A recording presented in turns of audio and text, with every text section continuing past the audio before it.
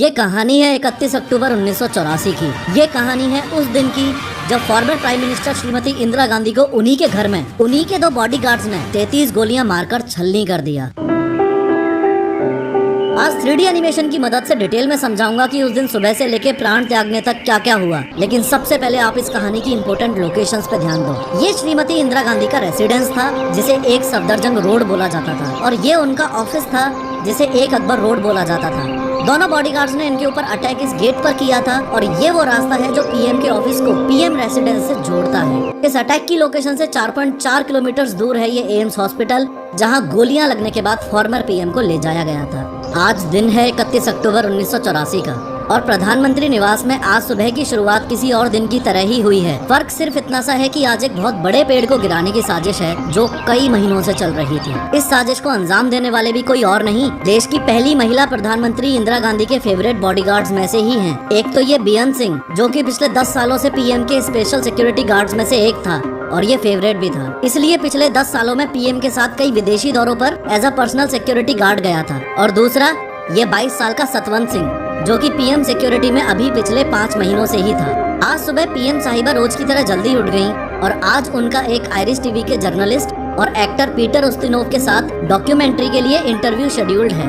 Interview सुबह 9:30 बजे schedule किया गया है, जो कि लगभग 1 घंटे चलना है। इंटरव्यू प्रधानमंत्री आवास से सटे इस एक अकबर रोड में होने वाला है। एक अकबर रोड उस समय इंदिरा गांधी का ऑफिस हुआ करता था, जो कि उनके आवास से इस एक बिना गेट वाले रास्ते से जुड़ा हुआ था। इंदिरा गांधी ने इंटरव्यू के लिए आज के दिन नारंगी कलर की साड़ी पहनी है, और घर से तैयार होकर सुबह 9:20 पर वो इंटरव्यू के लिए अपने ऑफिस की ओर लंबे लंबे कदमों से चल पड़ी हैं। गोलियां चलने से कुछ समय पहले इस वक्त उनके साथ कुछ लोग और चल रहे हैं। उनके अपने personal secretary R K. Dhawan, personal security officer Rameshwar Dayal, पुश्तैनी नौकर नाथुराम, और उनको धूप से बचाने के लिए छतरी पकड़ के चलते हुए कांस्टेबल नारायण सिंह। अनफॉर्चुनेटली आज के दिन फॉर्मर पीएम ने बुलेट प्रूफ जैकेट भी नहीं पहनी है, ये सोच कर कि घर से 50 मीटर दूर ही तो जाना है, और यहाँ सब लोग अपने ही हैं, तो अपनों से कैसा खतरा। इस बीच एक सर्वेंट एक टी सेट लेकर सामने से गुजरा, जिसमें उस्तिनोव को चाय सर्व की जानी है। पीएम उसे बुलाकर बोलती हैं, ये टी सेट अच्छा नहीं लग रहा, कोई दूसरा लेके आओ। इतना बोलकर अपने ऑफिशियल्स के साथ लंबे लंबे कदमों के साथ तेजी से ऑफिस की ओर जाने लगती हैं। 31 अक्टूबर के दिन गोली चलाने वाले दोनों में से एक बॉडीगार्ड ने,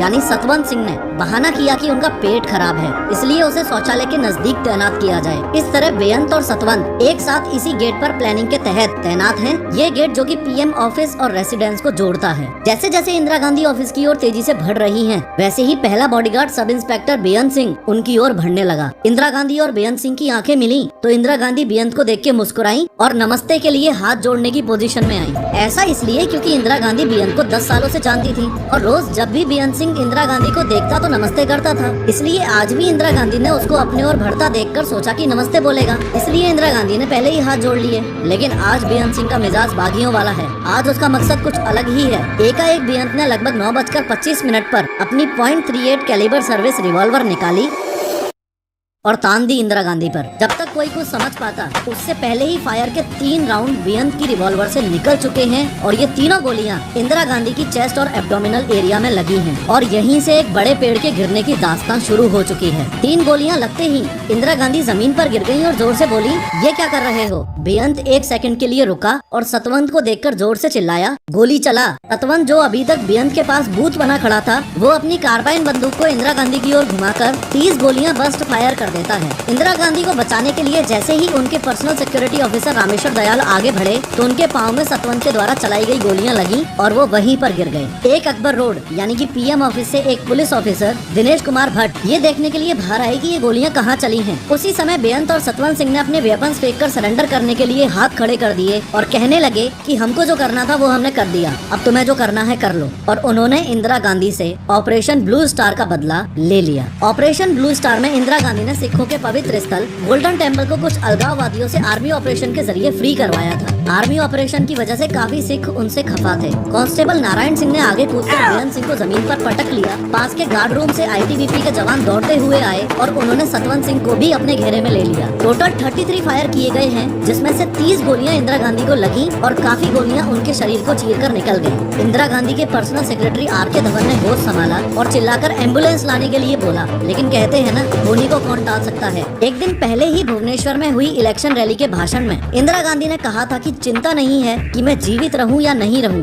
मुझे चिंता नहीं है कि मैं जीवित रहूं या नहीं रहूं। मेरी लंबी उम्र रही है। मुझे गौरव इस बात का है कि मेरा सारा जीवन सेवा में गुजरा। मेरी लंबी उम्र रही है और मैं इस पर मुझे अगर गौरव किसी चीज पर है तो इस पे है कि सारा जीवन मेरा सेवा में गया। जब तक मुझ में सांस है तब तक सेवा में ही जाए। जब मेरी जान जाएगी और जब तक मुझ में सांस है तब तक सेवा ही में जाए, और जब मेरी जान जाएगी तो मैं कह सकती हूँ कि एक एक खून का कतरा भारत को जीवित करेगा। तो मैं कह सकती हूँ कि एक एक खून का कतरा जितना मेरा है वो एक एक खून एक भारत को जीवित करेगा।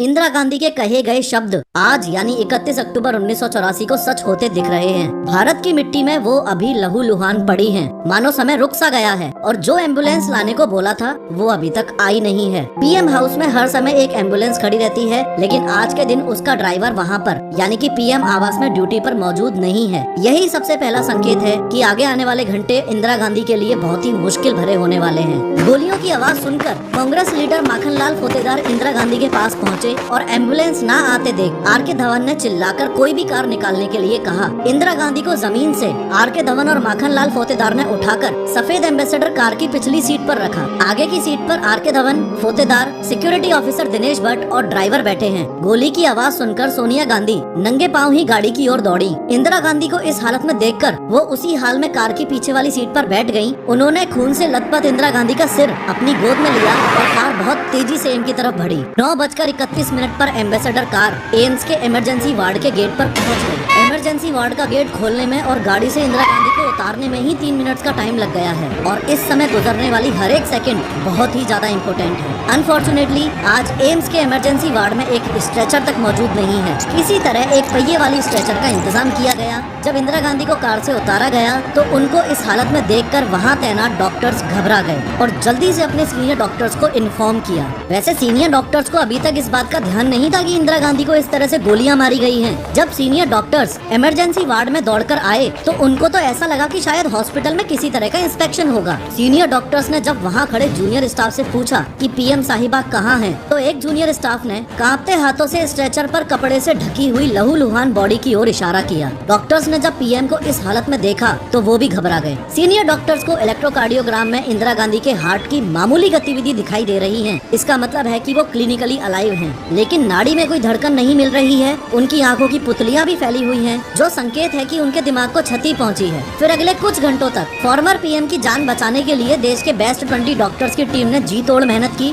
यहाँ तक कि खून को रोकने के लिए 88 बोतल्स ओ नेगेटिव ब्लड भी चढ़ाया गया। 4 घंटे की कड़ी कोशिश की बदौलत 7 गोलियां इंदिरा गांधी के शरीर से निकाल ली गई हैं और ब्लड फ्लो को भी रोक दिया गया है। लेकिन डॉक्टर्स को इंदिरा गांधी के सर्वाइवल के चांसेस ना के बराबर लग रहे हैं। ऑपरेशन थिएटर के बाहर सोनिया गांधी का रो रो कर बुरा हाल हो गया है। इंदिरा गांधी के बेटे राजीव गांधी, जो कि बंगाल में होने वाले इलेक्शन की रैलियों के लिए गए हुए हैं, उनको इस इंसिडेंट के बारे में जब इन्फॉर्म किया गया तो राजीव गांधी तुरंत दिल्ली के लिए निकल गए। साथ में उस टाइम के प्रेसिडेंट जेल सिंह, जो कि विदेश दौरे पर थे, वो भी इंदिरा गांधी पर हमले की खबर मिलते ही तुरंत इंडिया के लिए रवाना हो गए। आने वाला समय देश और इंदिरा गांधी के लिए बहुत ही मुश्किल भरा होने वाला है। इंदिरा गांधी के लिए इसलिए कि अब एम्स के बेस्ट डॉक्टर्स भी कुछ ही समय में अपने हाथ खड़े करने वाले हैं। हॉस्पिटल के 8th फ्लोर पर अब तक काफी कांग्रेस लीडर्स आ चुके हैं और सबको ये तो अनुमान हो गया है कि अब इंदिरा गांधी को बचा पाना मुश्किल है। इसलिए यहाँ इसी फ्लोर पर एक दूसरे रूम में देश पर आने वाले मुसीबत पर मंथन चल रहा है। मुसीबत ये कि देश के सर्वोच्च लीडर्स यानी कि पीएम और प्रेसिडेंट दोनों में से एक तो अपनी जिंदगी की जंग लड़ रही है और दूसरा यानी कि मिस्टर प्रेसिडेंट उस समय देश में नहीं है। एक चिंता का विषय ये भी बना हुआ है कि इंदिरा गांधी की असैसिनेशन की खबर अगर बाहर फैलती है तो कम्युनल राइट्स हो जाएंगे। इसलिए अभी एम्स के स्टाफ को सख्त इंस्ट्रक्शंस दिए गए हैं कि इंदिरा गांधी की कोई भी इंफॉर्मेशन लीक नहीं होनी चाहिए। अंदर हॉस्पिटल में धीरे धीरे कुछ बचे हुए ऑर्गन्स भी एक एक करके मरने लग गए हैं। अब ये मशीन्स भी बेअसर मालूम पड़ रही हैं और फाइनली एक ऐसा टाइम आया जब इंदिरा गांधी शून्य में विलीन हो गयी। राजीव गांधी के एम्स पहुंचने पर डॉक्टर्स ने उनको इंडिया की आयरन लेडी की स्वर्गवास की खबर दी। लगभग दोपहर 1:45 पर देश में कुछ न्यूज एजेंसीज ने न्यूज ब्रेक कर दी कि प्राइम मिनिस्टर इंदिरा गांधी की हत्या हो चुकी है। इंदिरा गांधी के मरने की खबर से जब लोगों को पता चला कि सिख सिक्योरिटी सिक्योरिटी गार्ड्स ने उनको मारा है तो लोगों में आक्रोश की लहर दौड़ गई और जिस बात का डर था वही हुआ। लोगों ने दिल्ली में रहने वाले सिखों के नरसंहार का ऐसा दौर चालू कर दिया कि इसमें लगभग 8000 से ज्यादा सिखों को मारा और जिंदा जला दिया गया और ये दौर आने वाले 3 से 4 दिनों तक चला। लाखों सिख फैमिलीज ने डर के कारण विदेशों और दूसरे राज्यों में शरण ले ली। दिल्ली में एक तरफ तो दंगे चल रहे हैं, दूसरी ओर देश की पहली महिला प्रधानमंत्री की अंतिम विदाई का कार्यक्रम चल रहा है। 3 नवंबर 1984 को इंदिरा गांधी को सम्मान के साथ दिल्ली के शक्ति स्थल में उनके बेटे राजीव गांधी ने मुखाग्नि दी और इंदिरा गांधी पंचतत्व में विलीन हो गयी। ये कहानी है 31 अक्टूबर 1984 की। रुको, इस वीडियो में मैंने यंग इंडियंस में हार्ट अटैक के बढ़ते केसेस के एग्जैक्ट रीजंस बताए हैं, जरूर देखो।